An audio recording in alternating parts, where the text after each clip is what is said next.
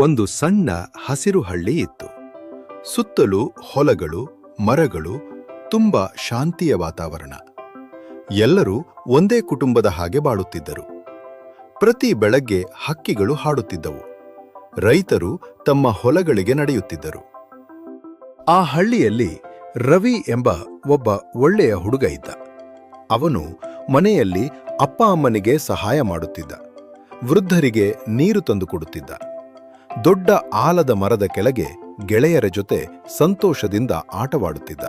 ಒಂದು ದಿನ ರವಿ ಹೊಲದ ಬಳಿ ನಡೆಯುತ್ತಿರುವಾಗ ಒಬ್ಬ ಚಿಂತಿತ ಮುದುಕ ರೈತನನ್ನು ನೋಡಿದ.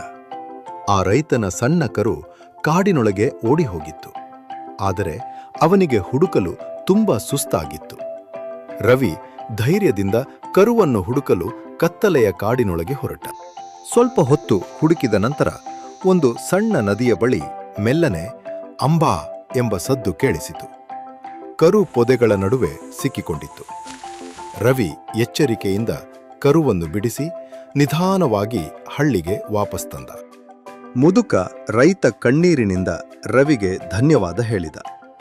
ಇಡೀ ಹಳ್ಳಿ ರವಿಯ ಧೈರ್ಯ ಮತ್ತು ದಯೆಯನ್ನು ಹೊಗಳಿತು. ಅಂದಿನಿಂದ ರವಿ ಹಳ್ಳಿಯ ಮಕ್ಕಳಿಗೆ ಸ್ಫೂರ್ತಿಯಾದ. ನೆನಪಿಡಿ ಮಕ್ಕಳೇ, ದಯೆ ಮತ್ತು ಧೈರ್ಯದಿಂದ ಈ ಜಗತ್ತನ್ನು ಇನ್ನಷ್ಟು ಸುಂದರವಾಗಿ ಮಾಡಬಹುದು.